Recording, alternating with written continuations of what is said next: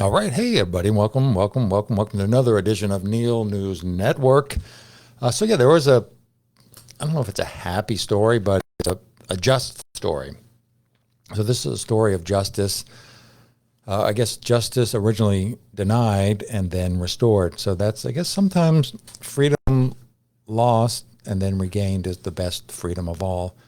So the story has to do with Texas Governor Greg Abbott today, just hours ago, actually. Today's May 16th. So just hours ago, he issued a full pardon for former U.S. Army Sergeant, this guy Daniel Perry, who was convicted of murder in the shooting death of an armed protester during the 2020 Black Lives Matter, during a 2020 Black Lives Matter march. So this move by Governor Abbott came minutes after unanimous recommendation by the Texas Board of Pardons and Paroles that recommending that Daniel be pardoned and have his, and this is an important part, this little detail, he be pardoned and have his firearms rights restored. So this guy, Daniel Perry, he was a veteran. He had been in the Army for 10 years. So he had done his time. He had served in Afghanistan. So as we get into the story and I tell you what he did and what he didn't do and what happened to him, I think without a doubt he is innocent, 100% innocent. But even if there is some uncertainty, I think when it could go either way, which isn't this case, but I just want to make this point, if somebody has served for 10 years and put their life on the line, then you got to give him the benefit of the doubt. The guy has paid his dues. But anyway, here's what happened. So this guy, Daniel Perry, was a 10-year veteran. He was sentenced. He was stationed at Fort Hood, which is near Austin, Texas. And on his days off, he was an Uber driver. So he was driving his Uber. He took a wrong turn and he wound up on the street and he was surrounded by a bunch of these violent BLM rioter types. And they were shaking his car, not letting him move and doing all this stuff. Now also, just to put this in perspective, at this time, BLM rioters had been stopping people, sometimes ripping them out of their car. I don't know how many people have been killed by the BLM murder rioters at this point, but I know that the 2020 tally, give or take, is 32 people were killed in these murder riots. Murder, looting, arson, $2 billion destruction of private property, hundreds of police officers injured, thousands of other people injured, homes, businesses, everything destroyed, arson, police stations burned down. So even though the narrative is that these were mostly peaceful protests, they were not. So anyway, this guy, Daniel's driving his Uber. He gets surrounded, and the mob's not letting him go anywhere. And this one guy, his name is, I have it here somewhere. What the heck is this guy's name? Foster. Something Foster. So this guy, Foster, and I'm only pulling this up because it's sort of interesting. So we got this guy Foster. Oh boy, what's his name? Here. Anyway, it doesn't matter. Oh, Garrett Foster. So yeah, this guy Garrett Foster, he's a leftist. He's a white guy, by the way. And also Daniel Perry's a white guy. But this Garrett Foster is a hardcore leftist. He's marching with the BLMs. He has an AK-47, just totally coincidentally, and you can Google this. This guy, Garrett Foster, was just walking around with his mask covering it himself, but it is him because it was part of the trial. So this guy, Garrett Foster, just said to some random street journalist, asked why he's carrying an semi-automatic weapon, in this case an AK-47. This is a quote. This is what this guy Garrett Foster said. "The people that hate us are too big of pussies to stop and do anything about it." So I guess somebody was. So anyway, so this crowd surrounded his car. They're not letting him go. They're acting menacingly. This guy Daniel Perry is just in his car. He's not doing anything. He's not pushing through. And this Garrett Foster raises his AK-47 right at his head. Just shoot him. Or at least, at the very least, threatening him. It's a violent mob, and this guy's lifting an AK-47 at this guy's head. And also, this guy, Daniel Perry, the Uber driver, he's not screwing around. This guy has been in Afghanistan. You just don't do that. So Daniel Perry has a gun, has a pistol in his car, and he shoots this Garrett Foster, and this Garrett Foster later dies. So, and then, but anyway, I don't want to get too deep in the weeds, but basically, there might have been other people that were shooting into the car. That's not quite sure. And so nothing happened. The state, the police come to this, basically, so then Daniel drives off, and then he immediately goes to the police. Hey, this is what happened. The police take his report. They hear what happened. The police say, hey, there's no crime here. That's clearly self-defense. They just let him go. Done. No charges pressed.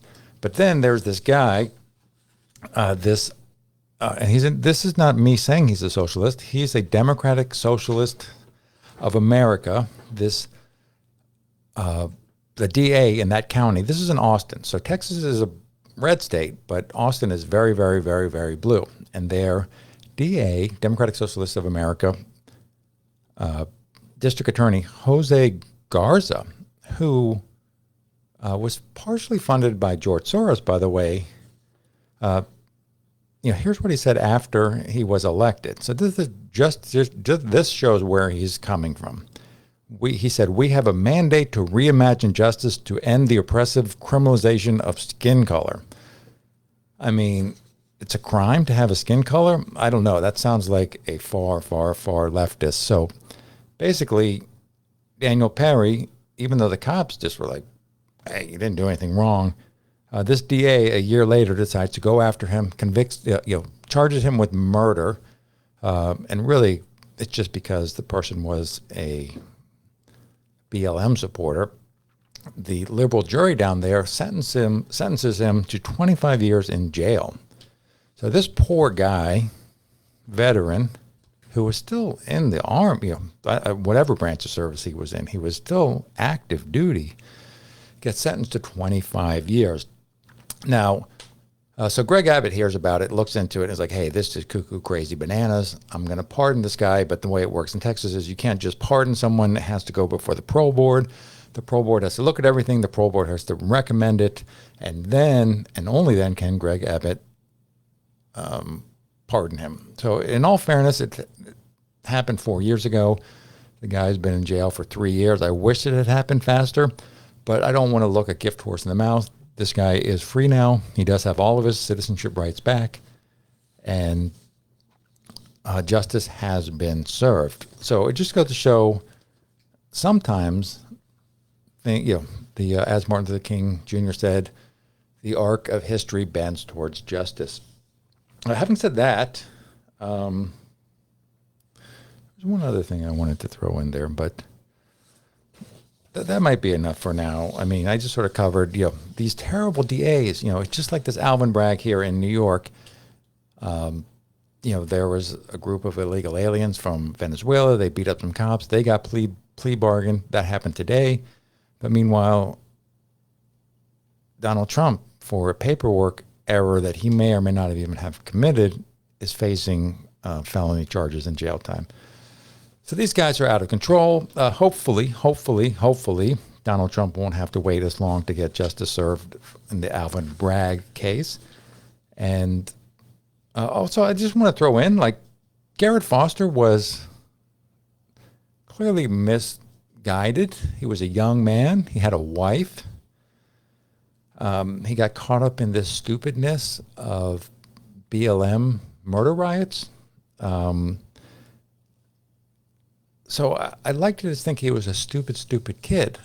And it is sad when anybody dies, certainly anyone young with a life ahead of them. But if you join up with domestic terror groups like BLM and you carry around semi-automatic weapons and you detain people in cars as part of murder riots, and then you aim a